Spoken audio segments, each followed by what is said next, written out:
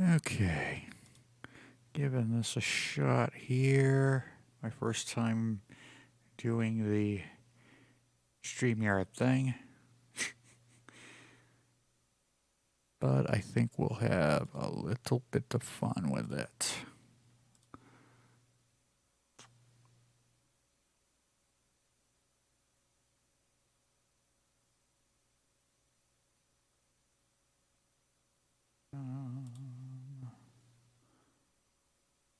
All right. Copy this.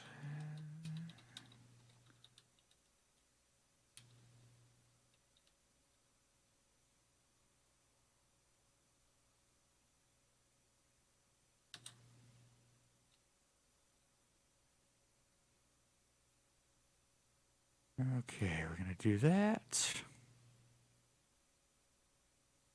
Bang. Should be there. All right, YouTube is here.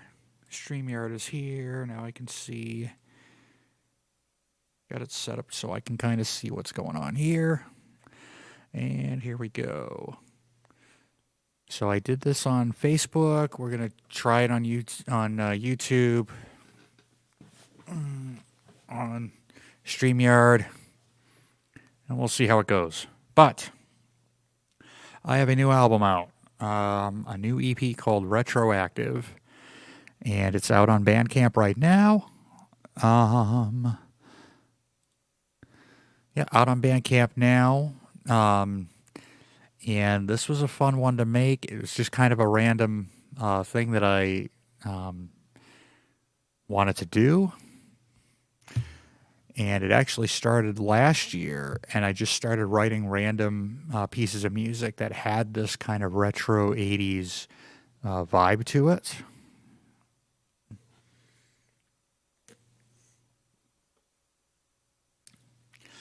So with that, and I just kind of started accumulating these ideas and these pieces of music. And finally, I think maybe a week ago or 2 weeks ago, I said to myself, why not just put an EP together and put it out on BandCamp and just kind of make it a special, edition kind of thing. And that'll at least get some music out while I work on my next full-length album, which hopefully will be done by next year. I'd like to get like 3 more tunes written for it. But in any event, I've got it set up so we're going to basically listen to the album here on YouTube.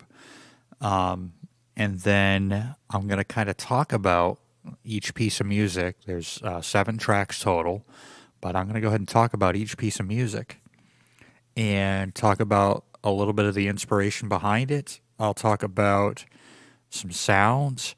You know what I'm going to do too is I want to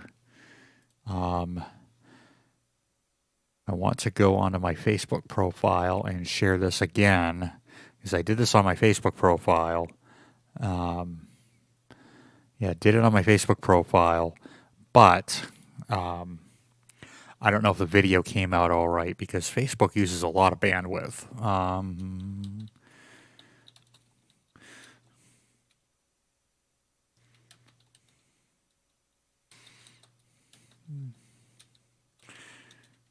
Okay.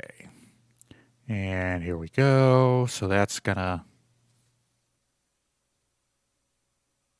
hopefully go up on YouTube. But anyway, so what we're going to do is listen to the album, and we're going to go ahead and I'm going to go track by track, and then we'll talk about each track. And I don't know. We'll just see where this goes. We'll just have some fun with it. So first track is called Going the Distance, and I'm going to go ahead and play it right now.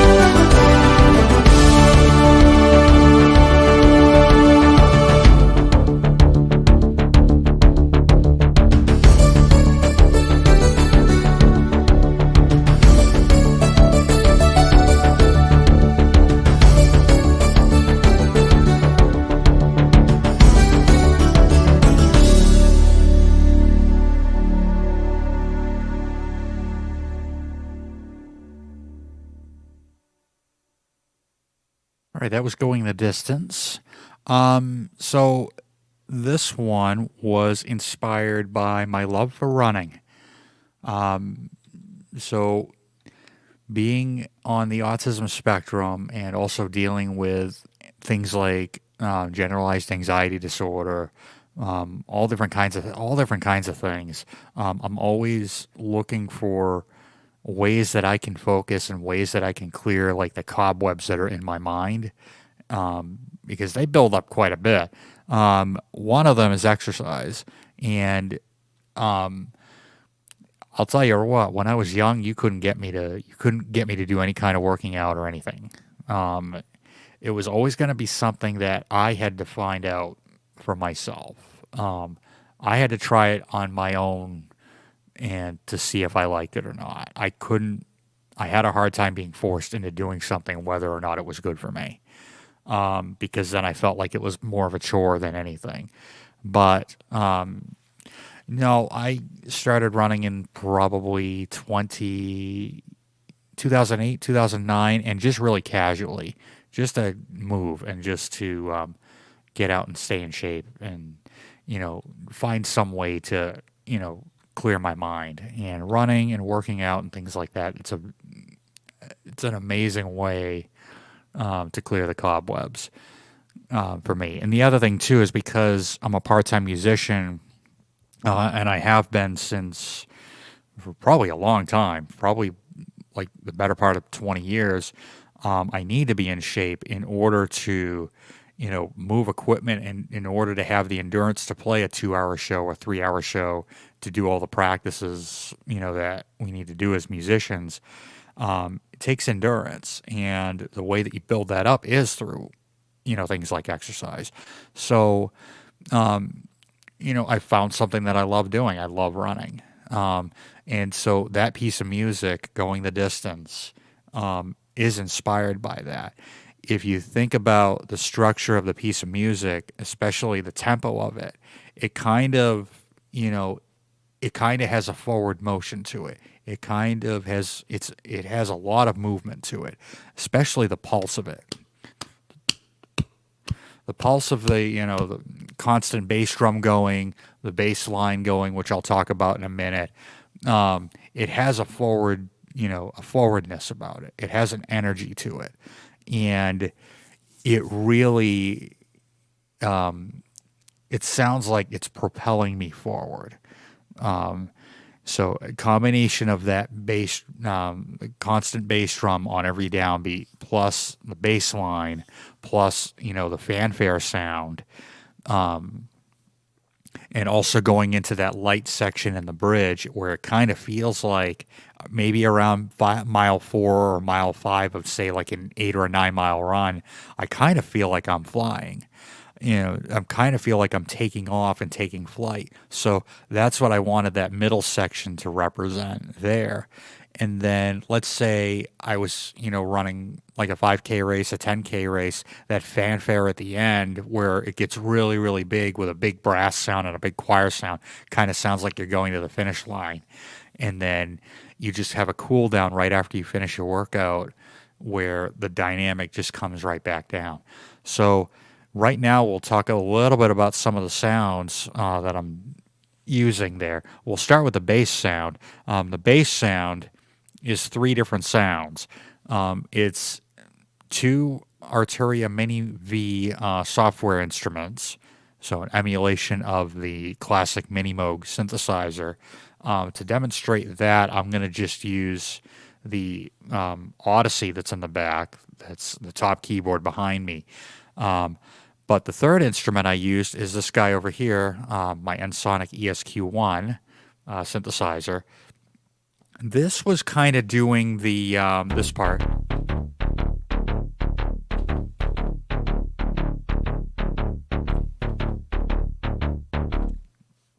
Almost like your heartbeat, going.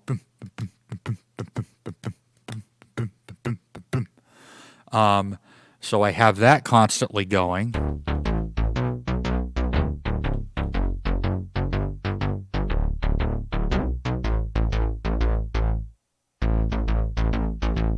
And this is such a big sound.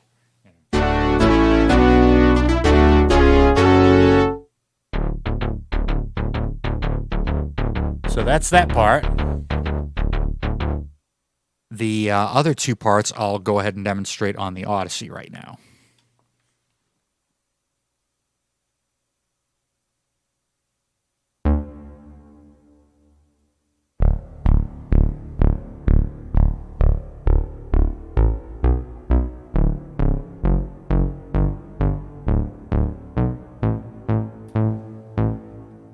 And now here's these two together doing that part.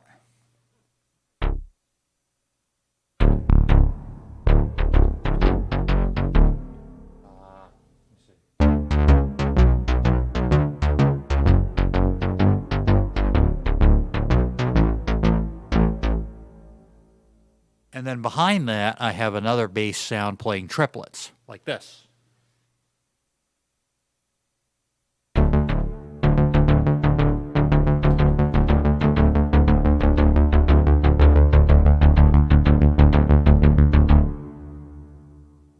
So that's the bass sound. The next prominent sound is the brass sound. And for that, I'll use the bottom keyboard behind me, which is the DeepMind 12 Behringer analog synthesizer.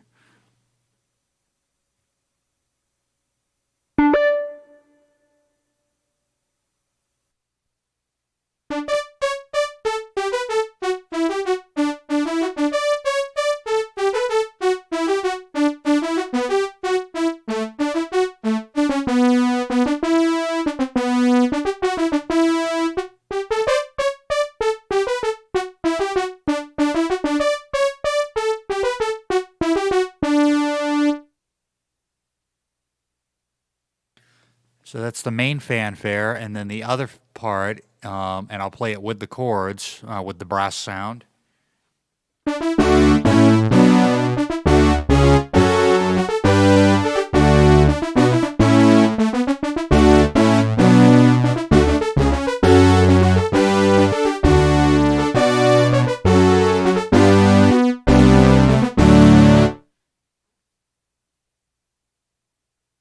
And then the other main sound is kind of a guitar hammer dulcimer kind of sound that you hear kind of doubling what the brass is doing as far as the melody goes.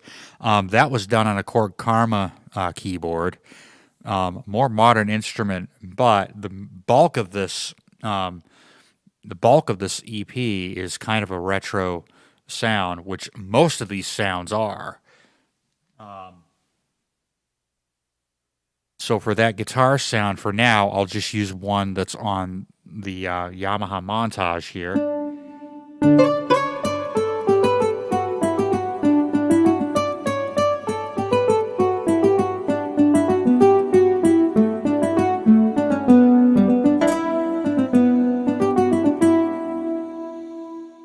And now, when we get to the bridge section where I call it kind of the taking flight section, where the dynamic really kind of drops, that's where this sound really, really comes out.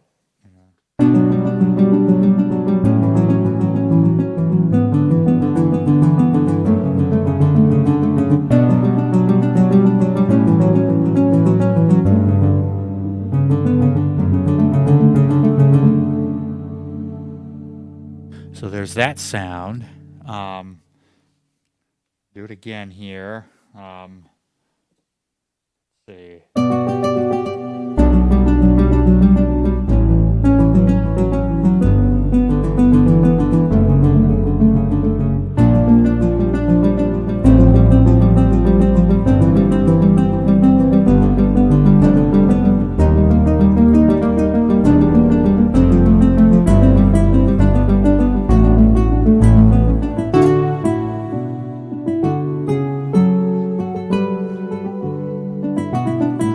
Reintroducing the main, the fanfare for the chorus section.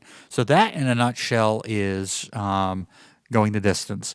Also, the drums were done, well, the drums, not so much the cymbals. The drums were done with an Alesis DM5 drum module. So similar to what I have here that you can't quite see on the desk, but we'll talk about that in an upcoming song. So Next up is Above the Clouds. So we'll go ahead and listen to that, and then I will talk about that.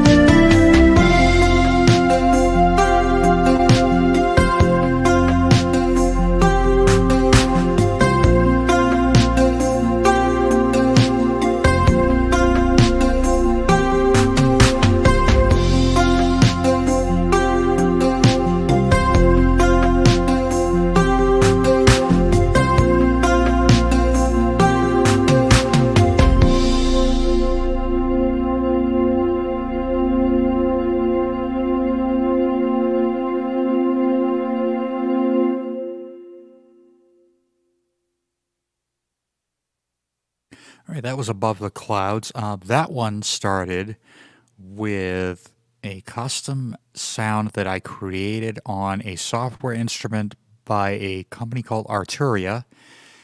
And what they do is they do all kinds of stuff. They've got some original software instruments that they've done, but they also do some recreations of some classic instruments from the 70s and 80s for the most part.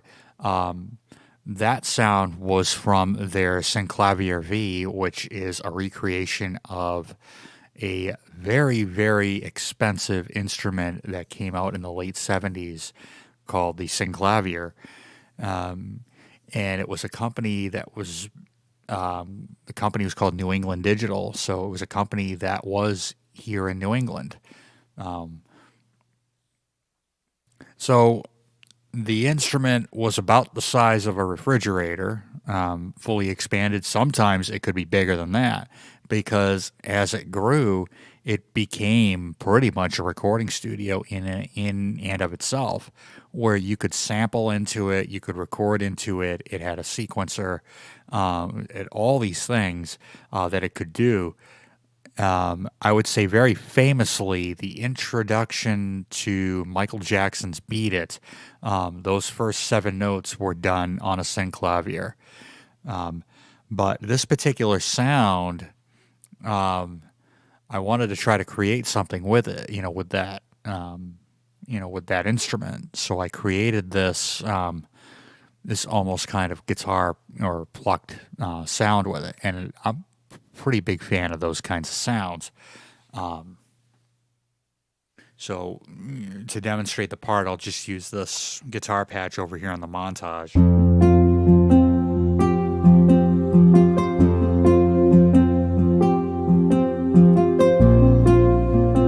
So it kind of started like that.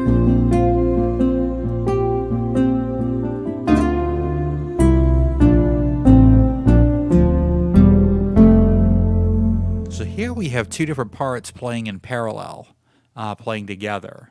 So really it's just in thirds, like this. But what I like doing a lot of times is I like dropping this lower part down a couple octaves into the bass section, like that.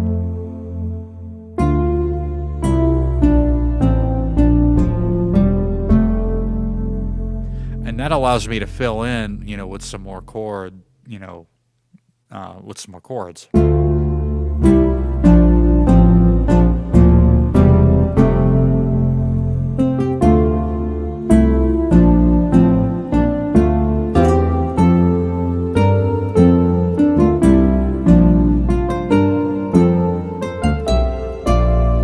Something like that. And it happens again in the chorus.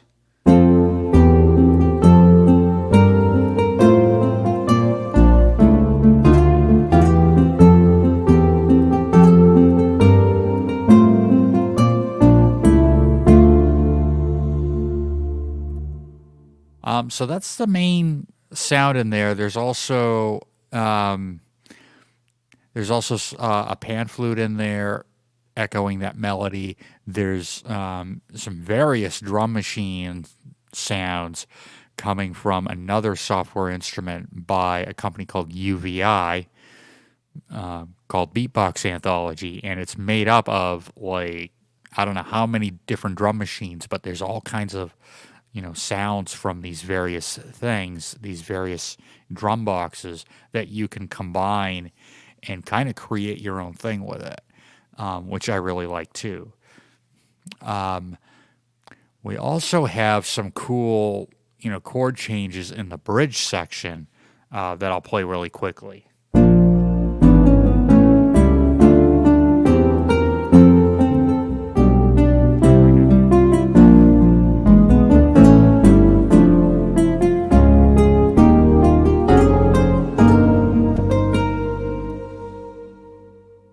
Actually, didn't sound too bad. If I ever play this one live, I'll just use that patch. Anyway, so that is basically Above the Clouds. The title of it kind of came from the picture that was kind of painted in my mind as I was working on this piece of music. Sometimes when I write a piece of music, as I'm writing it, there might be a picture painted inside my mind. a visualization of what the song looks like. And this one just kind of reminds me of flying like a bird, like, kind of in the sky above the clouds and looking down. Like, let's say you've got a sunny day and there's no clouds, and you can basically just see the ground below you and how beautiful it really is. Just like the things that God has created. So that's where the title of that one comes from. So that's Above the Clouds. Next one is Fairest Is the Light. So we will listen to that and then we'll talk about it.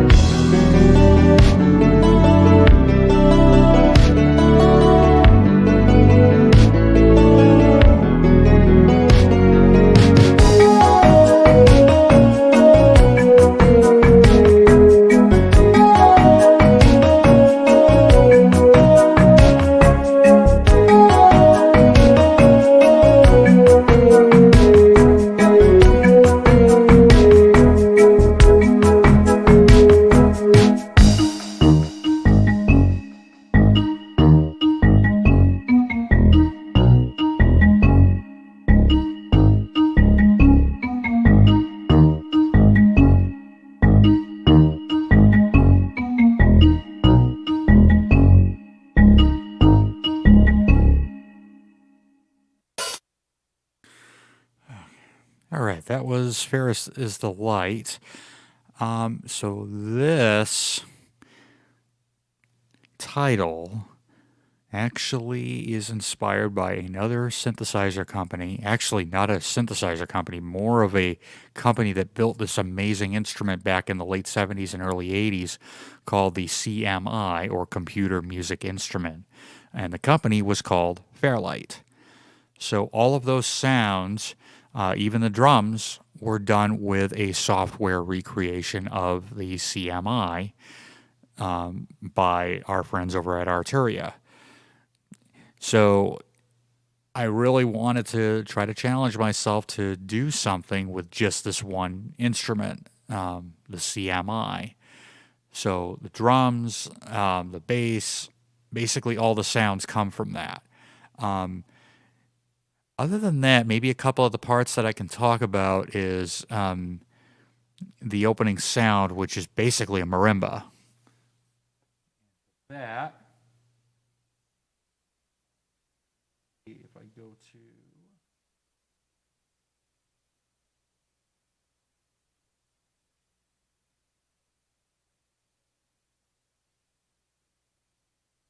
there it is. So we'll just do it on, we'll just play it on the montage.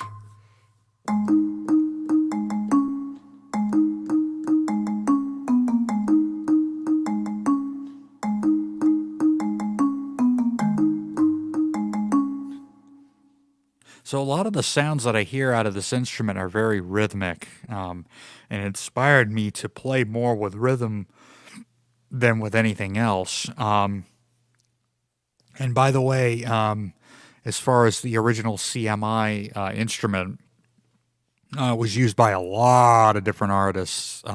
Peter Gabriel on his fourth album, most of that was Fairlight.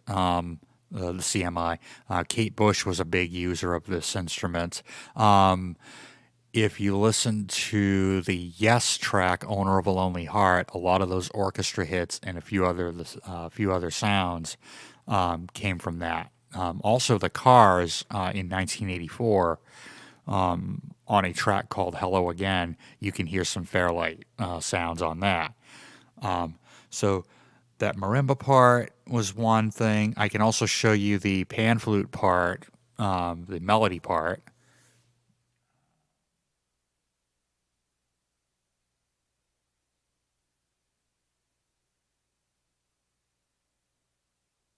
I'll just use this.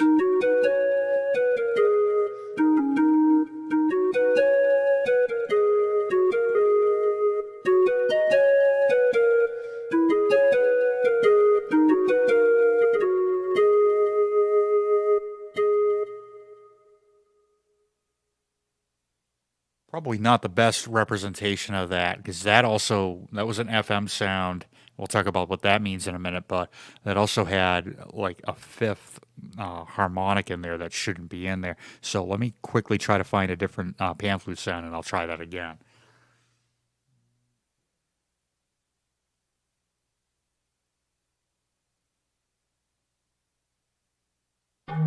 Here we go.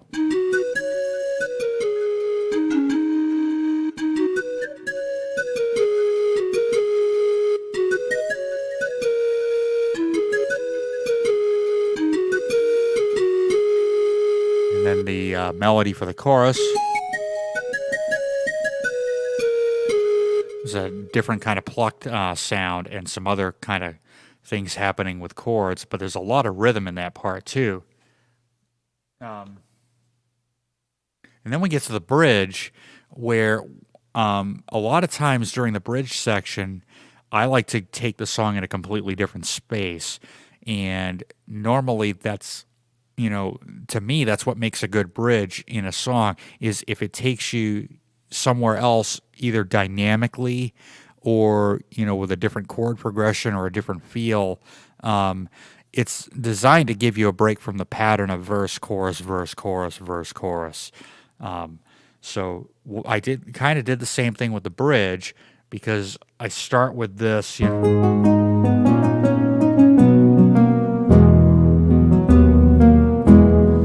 then we change keys. We go from A flat minor to B flat minor.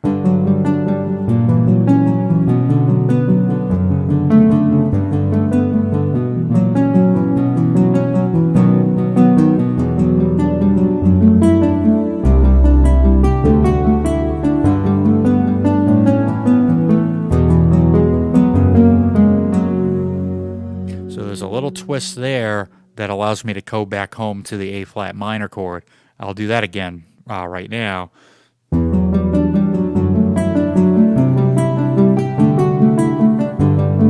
here's the twist. I'm still in the B flat minor, But I'm going to borrow a chord from the key of A. I'm going to go to the E major.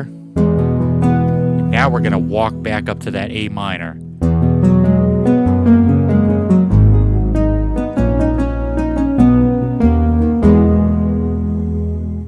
So pretty much that is Fairest Is The Light. The next track is one of my favorite ones. This is a fun one. This is called Forward Motion.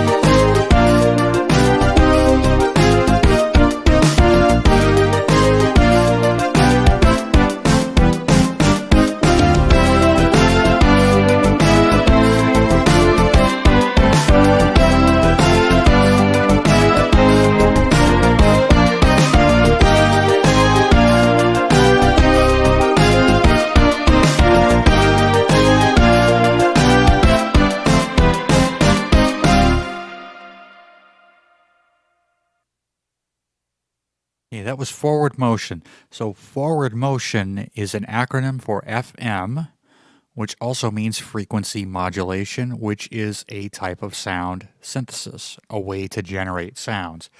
And the most famous instrument that I can think of that uses this type of synthesis, this FM synthesis, is this guy right here, which is my Yamaha DX7.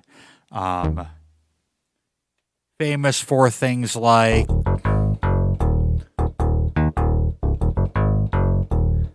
that, things like this.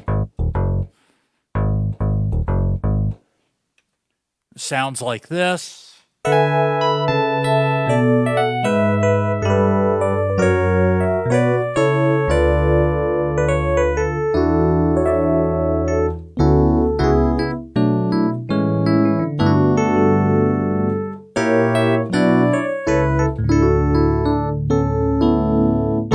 Some would call it cheesy by today's standards. I still love it. I really love the DX7, and I love how versatile this one is. This track, Forward Motion, and there's another one that we'll look at in a couple of songs that also uses the DX7 in many, many different ways. But when I write, I like to improvise a lot. And as I'm playing without thinking, I'll stumble upon a seed or an idea, or sometimes an idea might just pop into my head, and I need to run over to a keyboard to try it.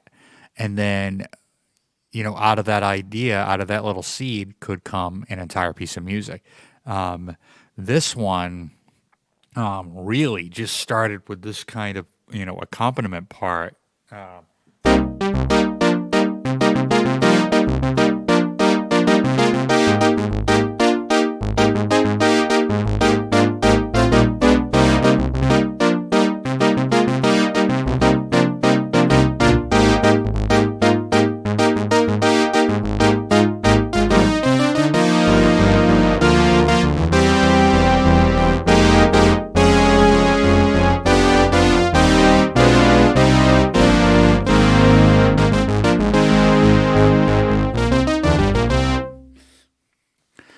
So a couple of interesting things that are happening here. Obviously, there's some dynamic changes when you get to that bridge part where the dynamic really, really drops. But this song also changes modes. It goes from a minor mode to a major mode quite a bit. So the chorus section of this song is in a major mode. And the way that I get to that is coming out of that short little unison part.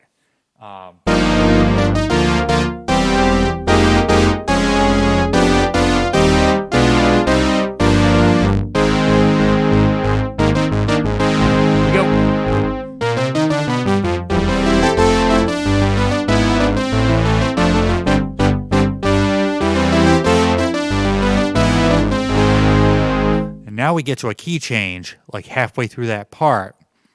We're still in a major key, but then there's a couple more tiny little modal interchanges that'll take it back home to that minor key. So I'll kind of play through it and see if I can point out where those changes happen.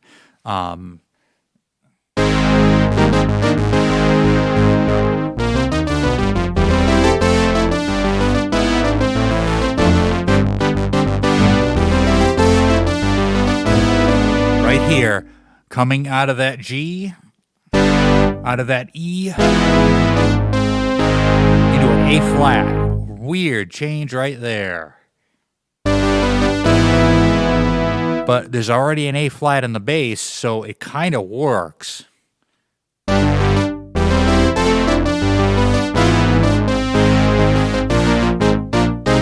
It sets up the new key of E flat.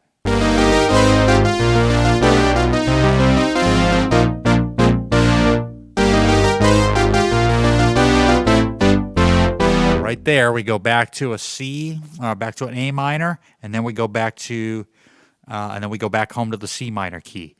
So, also, when I'm up in that E flat major, the relative minor of that is C. So we're kind of almost home on that C minor. So I'll do that again.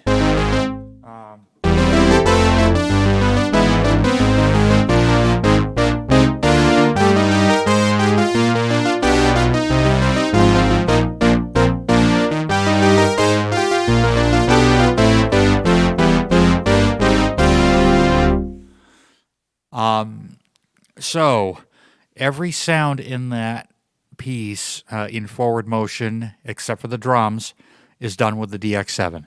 It's actually done with a piece of software called OPS7, which is a software version of the DX7. Why? Because it's a lot easier to program than this.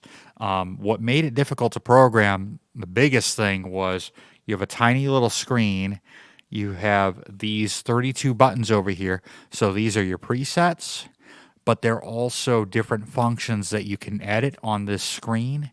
And to change those, you have a slider right here and a couple of buttons that really makes it kind of tedious to program. Whereas if I use the OPS 7, which is developed by Plogue, what happens is everything is pretty much right in front of me on the screen, so I can go and, the editing is quicker, at least in my view. It's a lot quicker that way. And the software sounds the closest to the DX7 out of like the 3 or 4 that are out there. I think the OPS 7 is the closest thing you can get to a DX7. So that is forward motion. The drum sounds, by the way, are from this guy right here, which is a Yamaha RX-17 drum machine. So drum sounds are from here, but what I like to do too is I like to MIDI, take a MIDI cable out of here into my computer, and then I can play the sounds from the keyboard. I can write them into the, I can write the notes into my recording software. It just makes it a little more flexible than playing it and recording everything on the pads, like, right here. So that is forward motion. Next is in perfect peace.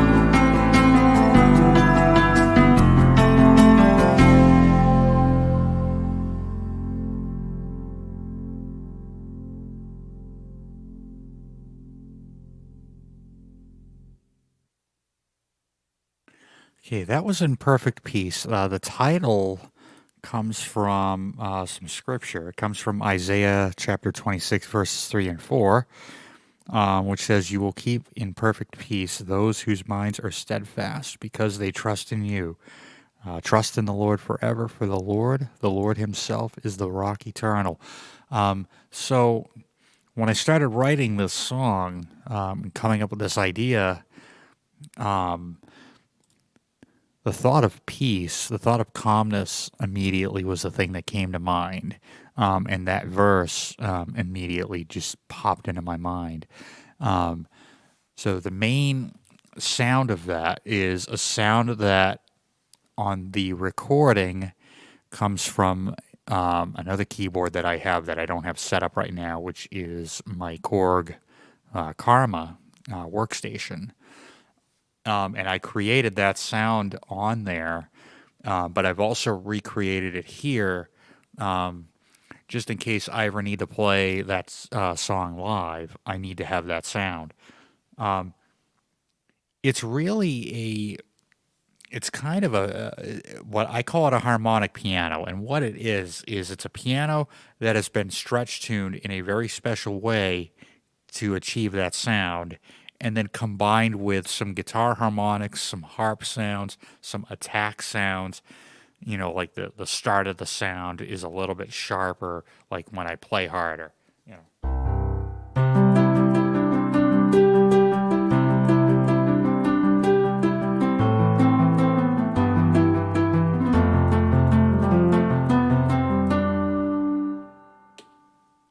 So here's the piano by itself.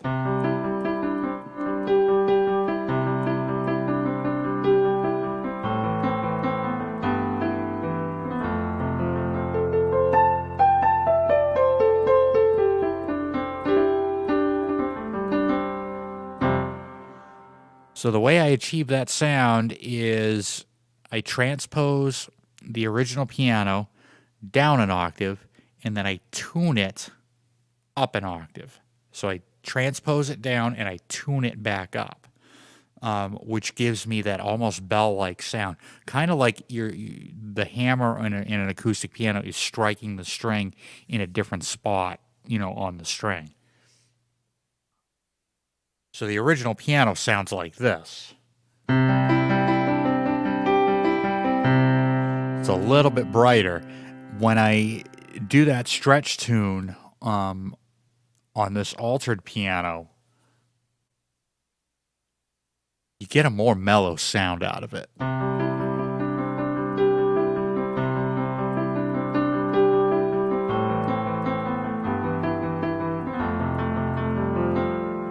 And then if I add in that harmonic sound, there's guitar harmonics, there's a couple other things in there, you get this.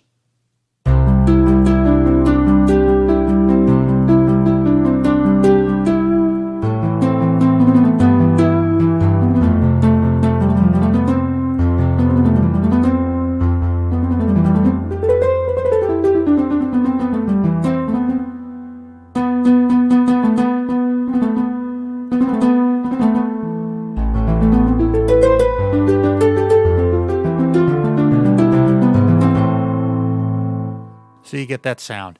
The other, I think, more prominent sound, again, is that pan flute that I played earlier in Fairest Is The Light. That sound, again, appears in the chorus. Also, prominently featured is a software emulation of Roland's a synthesizer by a company called Roland, which is the D50, which is another very famous instrument. The most prominent song that I could think of that used the D50 was Enya's Orinoco Flow, that pizzicato string part. That's like the very first sound that you hear in that song is a Roland D50 that's making that sound. So like bell sounds, there's some string sounds, there's some like bass sounds. I believe that pan flute is from that instrument as well. And then the other interesting thing about this song is it's in 7. So different time signature than probably what people are used to hearing. But because you're not thinking about that odd number, it just kind of feels natural. So the way that I count it is you take 2 bars of 4, which equals 8. So 1, 2, 3, 4, 1, 2, 3, 4. And you take away one of the beats in the second group of 4. So then you get 1, 2, 3, 4, 1, 2, 3, 1, 2, 3, 4, 1, 2, 3. If I take the 4 and I cut that in half and get 2 groups of 2, then you get 2, 2, and 3. So you get 1, 2, 1, 2, 1, 2, 3, 1, 2, 1, 2, 1, 2, 3. If I play that fast, if I double time it and put it in 7/8 time, so an eighth note gets a beat, you get kind of a waltz feel to it. Yeah.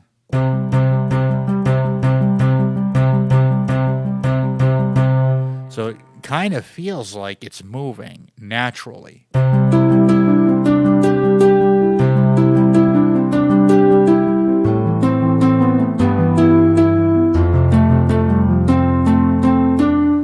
So kind of like that.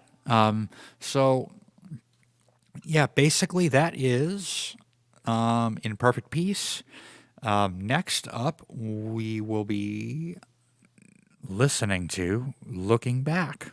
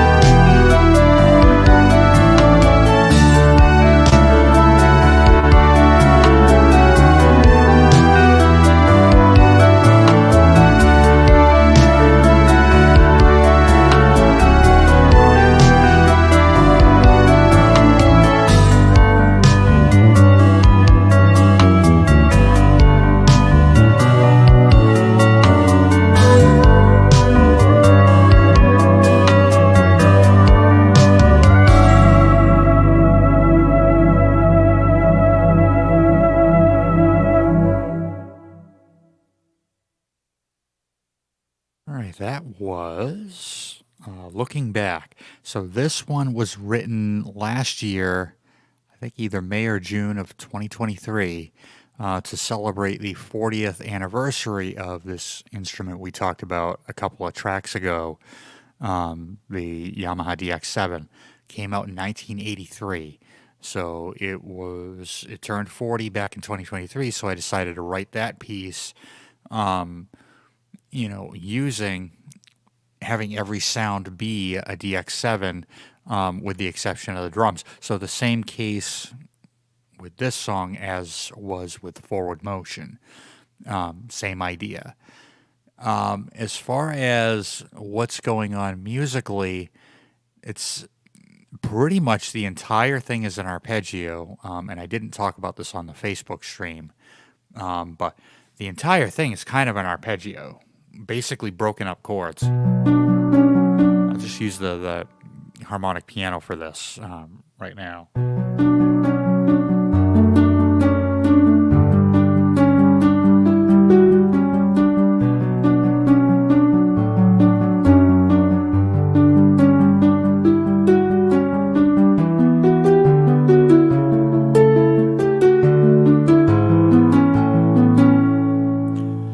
Occasionally, I like to grab chords from from other places, just like I did there. So I borrowed chords from a key that was right next to the key of B minor or the key of D major. I grabbed a chord from the key of A, which is that one there. So I'm in.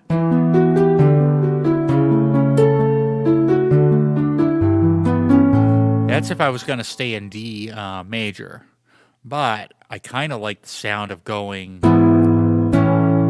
I kind of like leading there. I'll do that again.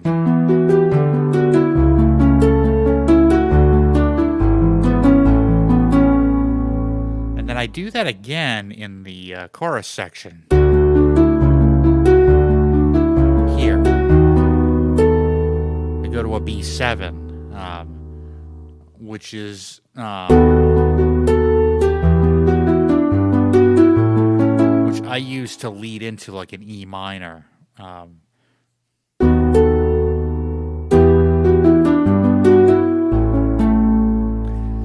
love chords that do that. Like here's another one where if I go from an A7, instead of going home like here, I like going up to the F sharp, like that.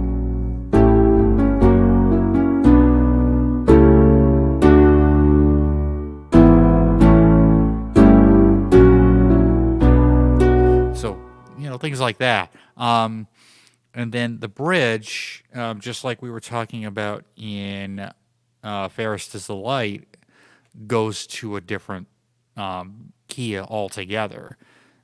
So the bridge, we're coming out of the, or if we're coming out of the chorus, we're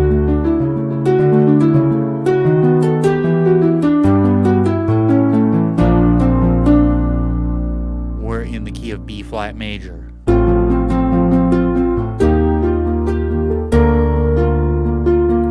Now we're going to go to E flat major.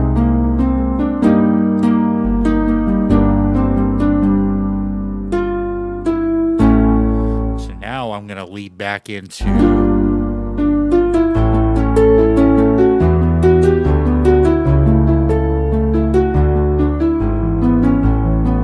it's one of my favorite that's one of my favorite passages, pretty much out of everything that I've ever written over the last 20 years. So that was Looking Back. Again, features the Yamaha DX7. The drum samples are from a Yamaha RX7 drum machine, and the samples come from UVI's Beatbox anthology, which I talked about back in when we were looking at Above the Clouds. All right, one more song, last song on the album. This is Voyage.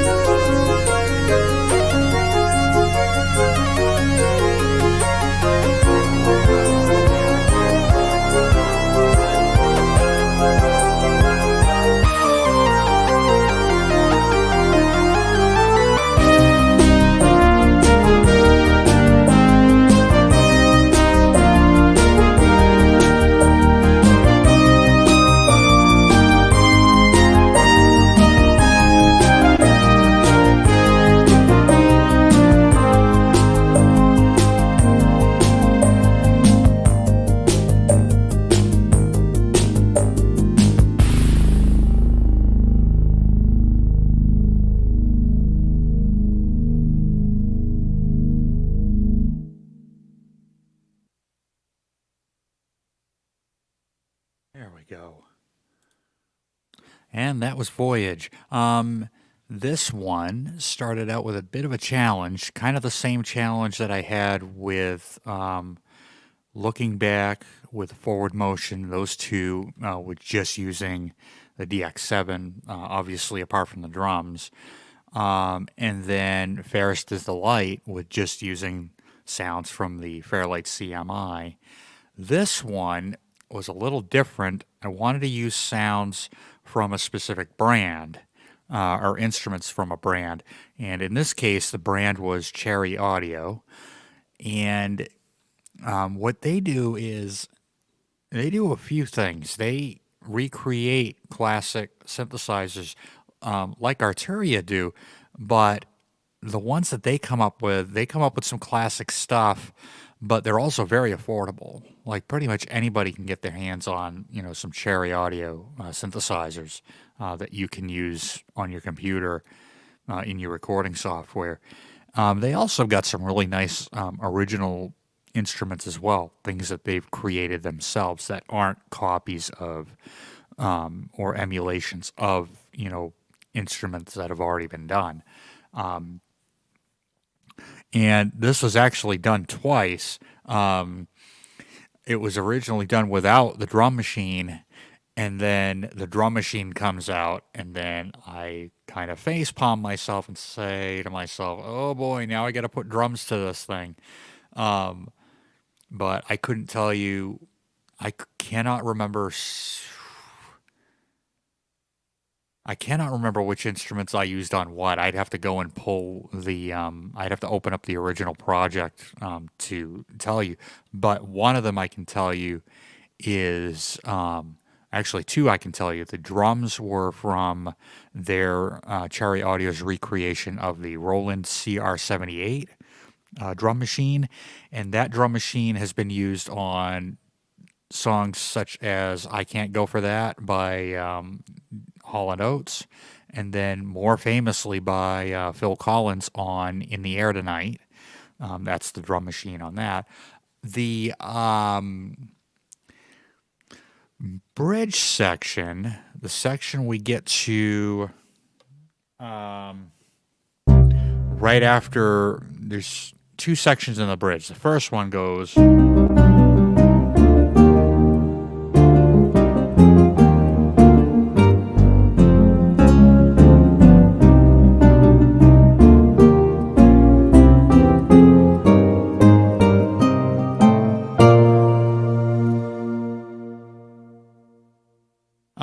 I'll talk about that real quick before we jump to the second half of the bridge. I wanted to go again. I wanted to try some different things there as far as chord, changes. But the other thing that's happening is we also have some parallel moving between the bass part and the melody part. Again, I'll as I was talking about in Above the Clouds.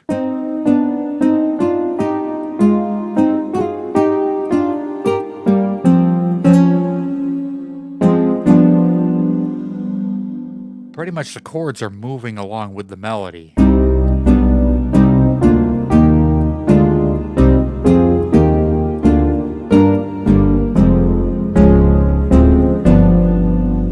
I wanted to come up with some really cool chord progressions in there. So what I did was I actually slowed the tempo down slower than what you hear on the recording so that I could really hear what's going on, with the chords. So, and also I'm playing that part as well. Started with the melody, with just the melody.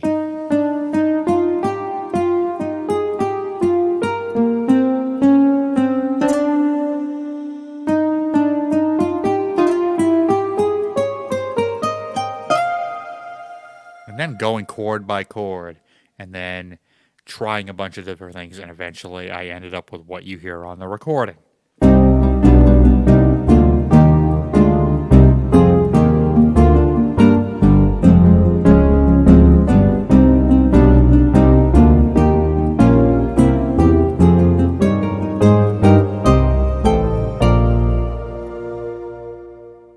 Now one of the other instruments I used was Cherry Audio's Quadra, which is a recreation of the ARP Quadra.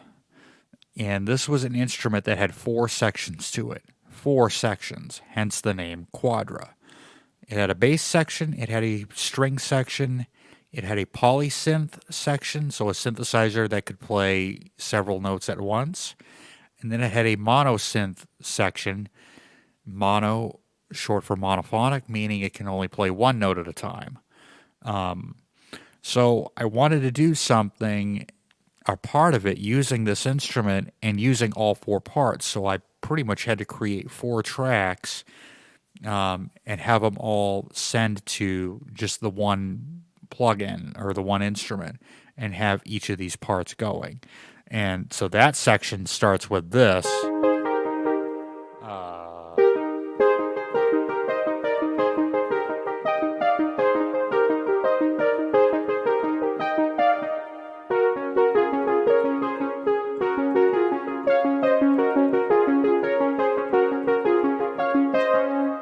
And then it ends with... and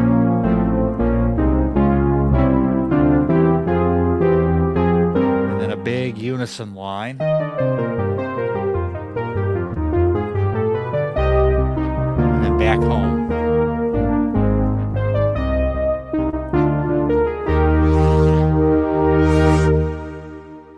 And that is Voyage, and that is RetroActive.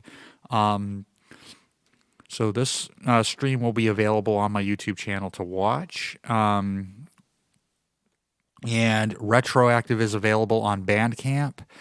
And once you purchase it there, you can go ahead and download it to your computer, to your phone, and pretty much just take it with you, even listen to it offline if you like. I prefer to go to BandCamp versus streaming. And I'm not talking just about myself, but pretty much any artist, that has to make a living doing what they do. If you support an artist, if you have an artist or a band that you really like, really please buy their records, or buy their music, like on CD or on vinyl, or a digital download like on BandCamp. BandCamp pays a lot better than streaming does, say on Spotify or on Amazon or YouTube Music.